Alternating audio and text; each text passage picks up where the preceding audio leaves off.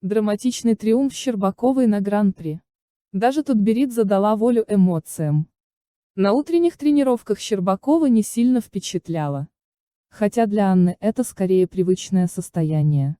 Из раза в раз она падает на разминке, но стоит только ей собраться на соревновательную программу, как опцию ошибаться она в своей программе исключает. Видимо, прав был Максим Траньков.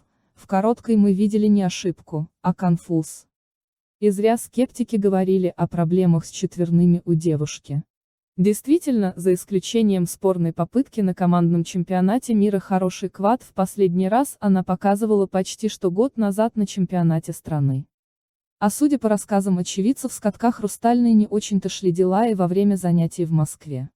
Только вот либо эти инсайдеры ошибаются, либо вся эта информация о состоянии фигуриста до старта не стоит ровным счетом ничего. Ни по одному объективному параметру Щербакова сегодня побеждать была не должна. Против нее голодная до побед молодая соперница с лучшей технической базой. А также судьи, которые явно и причем внезапно разлюбили недавнего триумфатора первенства планеты. Но самой Ане на все эти расклады ровным счетом все равно. К тому же она максималистка и даже сейчас нашла в себе повод для критики. Это не мой максимум, постараюсь показывать еще более лучший прокат на следующих стартах. Каждый день стараюсь становиться лучше. Сейчас буду готовиться к другим стартам. Мне нужно работать над короткой программой, потому что мне не понравилось то, что было вчера, сказала она журналистам. Эталонный прокат, и она снова в гонке за Олимпиаду. Причем не на последних ролях. Сравнивать результаты различных стартов глупо, но по примерным прикидкам сегодня на одном уровне выступают сразу три фигуристки: Щербакова, Александра Трусова и Елизавета Туктамышева. Камила Валиева сильно впереди, Алена Косторная – позади. Анна снова поразила силой характера и реабилитировалась после досадной неудачи. Хромых не спасли даже два идеальных четверных прыжка. Женское фигурное катание еще не разучилось удивлять. И короткая программа на этапе Гран-при в Турине это наглядно доказала. После сенсационного поражения российских фигуристок бельгийки Луни Хендрикс на просторах интернета было очень горячо. Иностранцы смаковали редкую неудачу наших девочек, а отечественные эксперты уверенно заявляли, что первое и второе место все равно будут у России. И оказались абсолютно правы. Анна Щербакова впервые в сезоне исполнила чистый четверной прыжок на соревнованиях и одержала блестящую победу. А юная Майя Хромых показала, что и у нее с характером все отлично.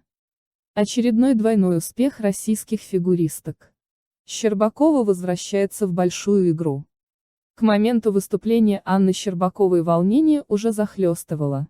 Действующая чемпионка мира вышла на лед под оглушительные крики поклонниц. И через несколько секунд заставила трибуны взреветь еще раз. Чистый четверной флип, первый безошибочный квад Ани в этом сезоне. И дальше вплоть до конца программы, Щербакова все сделала идеально. И пусть разговоры о невероятном характере Анны и умении преодолевать непреодолимое уже набили оскомину, но от фактов не отмахнешься. Блестящее выступление Щербаковой позволило ей в лучшем виде презентовать произвольную программу «Мастер и Маргарита» и новое платье, бордовое, с длинными рукавами и белой нижней юбкой, эффектно развивавшейся во время прыжков. Пока никто не знает, как сложится сезон, но переоценить значение этого проката для Щербаковой невозможно. А бонусом для нее стали рекордные баллы за произвольную программу в карьере – 165,5, с сумасшедшими 92,26 за технику. Анна полностью реабилитировалась за досадную неудачу и добилась драматичного триумфа на Гран-при. Через ошибки, преодоление, потерю уверенности и тревогу болельщиков. У бортика Аню тепло встретила Этери Тутберидзе, она крепко обняла ученицу и что-то прошептала ей на ухо. Было видно, что обычно степенная Тутберидзе настолько обрадовалась за Аню, что дала волю эмоциям. В Kiss and Cry же Щербакову сопровождал только Даниил Глейхенгаус, так как Этери Георгиевна выводила на лед Майю Хромых.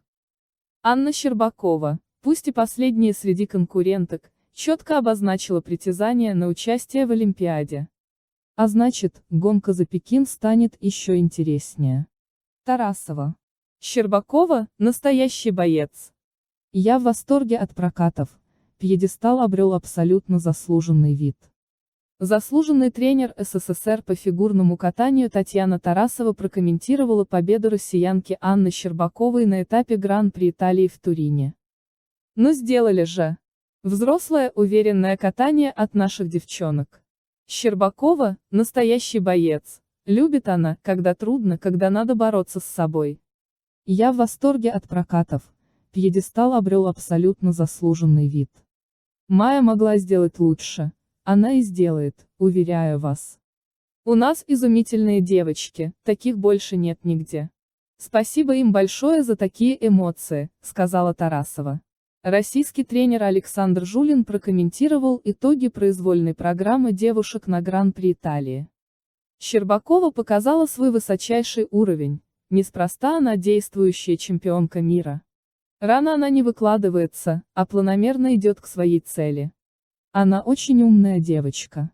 Мне очень понравилась ее программа. Именно тем, как она сумела передать разницу в эмоциях между первой частью и второй. Когда она перешла на «Мастера и Маргариту», сделала улыбку. Это просто потрясающе. Александр Жулин уверен, что после выступлений российских фигуристок на первых 3 этапах Гран-при, Федерация фигурного катания на коньках России будет очень тяжело определиться с выбором 3 спортсменок на Игры 2022 в Пекине. Я лично не понимаю, что вообще с этим делать, это просто нереально. Как вот сейчас определить, кому ехать на Олимпиаду? Это невозможно.